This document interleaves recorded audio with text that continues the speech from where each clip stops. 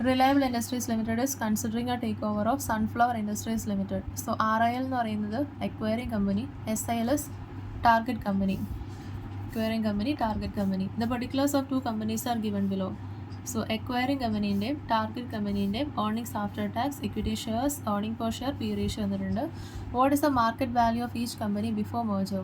So market value എന്ന് പറയുന്നത് market price per share into number of shares. Market price per share into number of shares. Market price എത്രയാണ് അറിയില്ല, പക്ഷേ നമുക്ക് P റേഷ്യോയും E P എസും അറിയാം.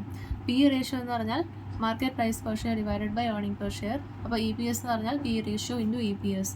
So P ratio into E P S ചെയ്യുമ്പോൾ നമുക്ക് മാർക്കറ്റ് പ്രൈസ് പെർ ഷെയർ കിട്ടും. അത് into number of shares outstanding ചെയ്യുമ്പോൾ you get the total market value. RILൻ്റെ 200 lakhs-ഉം SILൻ്റെ 50 lakhs-ഉം.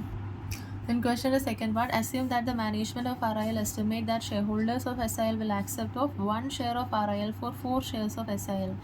SILൻ്റെ 4 ഷെയറിന് RIL 1 ഷെയർ ഇഷ്യൂ ചെയ്യും.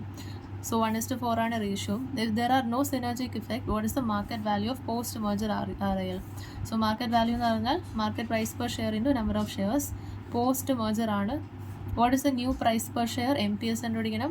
Then are the shareholders of RIL better or worse than they were before the merger? So shareholders of RIL, whether they are better or worse than they were before. So first നമുക്ക് എന്താ കണ്ടുപിടിക്കേണ്ടത്? market value of post merger RIL. അതിന് MPS into number of shares. Post merger earnings എന്ന് പറഞ്ഞാൽ എത്രയാണ്? Total earnings 20 lakh plus 10 lakh total earnings ആണ്. 20 lakh plus 10 lakh 30 lakh ആണ് total earnings. Post merger number of equity shares reliable ഇൻഡസ്ട്രീസിൻ്റെ 10 lakh, acquiring കമ്പനീൻ്റെ 10 lakh plus acquiring company 4 shares സൺഫ്ലവറിലെ 4 ഷെയർസിന് 1 share വീതമാണ് ഇഷ്യൂ ചെയ്യുന്നത്. സോ 10 lakh ഇൻറ്റു 1/4 2,50,000 ഷെയർസാണ് പുതിയ ഷെയർസ്, പുതിയ number of shares. So 10 lakh plus 2,50,000 12,50,000 ആണ് new number of equity shares. So post merger earnings divided by post merger number of shares ചെയ്തിട്ടുണ്ടെങ്കിൽ earning per share കിട്ടും. Earnings divided by number of shares ചെയ്താൽ earning per share കിട്ടും. P ratio assuming the same. Market price per share എന്ന് പറയുന്നത് 2.4 × 10 24 കിട്ടും. ഇനി നമ്മളോട് വെച്ചിരിക്കുന്ന ഗെയിൻ ഫ്രം മേർജർ കണ്ടുപിടിക്കാനാണ്. ഫസ്റ്റ് ടോട്ടൽ ഗെയിൻ കണ്ടുപിടിച്ചിട്ട് ഇൻഡിവിജ്വൽ ഗെയിൻ കണ്ടുപിടിക്കാം. സോ മാർക്കറ്റ് വാല്യൂ എന്ന് പറയുന്നത് market price per share 24 into new number of shares 12,50,000 300 lakhs ആണ്. അതിൽ നിന്ന് പ്രീ മേർജർ വാല്യൂ നമ്മൾ ഫസ്റ്റ് സെറ്റിൽ കണ്ടുപിടിച്ചാൽ 200 lakhs-ഉം 50 lakhs-ഉം മൈനസ് ചെയ്താൽ you get the total gain from merger as 50 lakhs. So 50 lakhs ആണ് total gain from merger.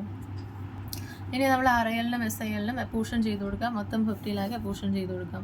So RILൻ്റെ പോസ്റ്റ് മെർജർ മാർക്കറ്റ് വാല്യൂ എന്ന് പറയുന്നത് RILൻ്റെ നമ്പർ ഓഫ് ഷെയർസിൻ്റെ മാർക്കറ്റ് പ്രൈസ് പെർ ഷെയർ. ഇവിടെ 10 lakh ഷെയർസ് ഉണ്ട്, ഇവിടെ 2,50,000 ഷെയർസ് ഉണ്ട്. 24 rupees നമ്മൾ കമ്പ്യൂട്ട് ചെയ്തു.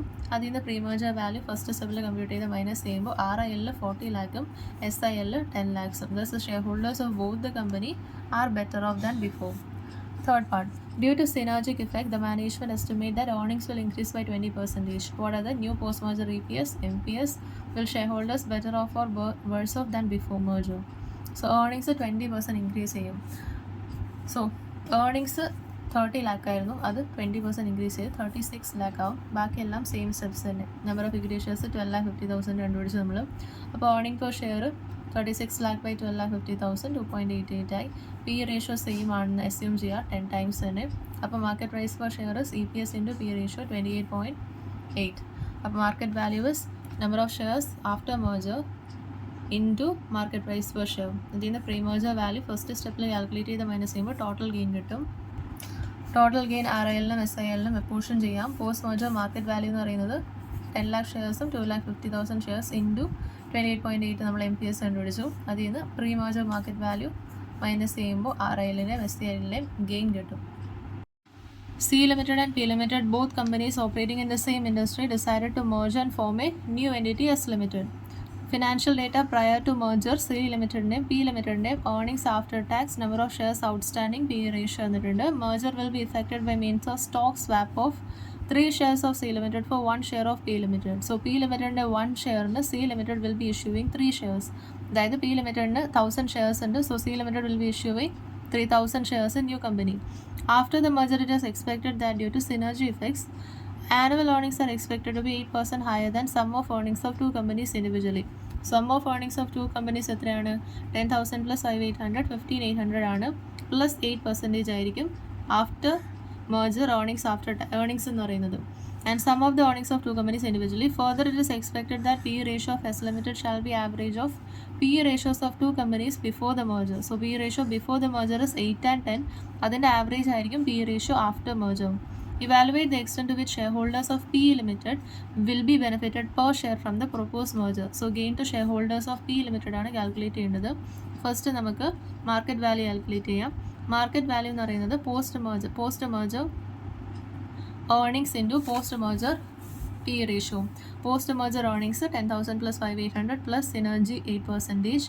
Post merger P ratio is average 9. So market value 153,576.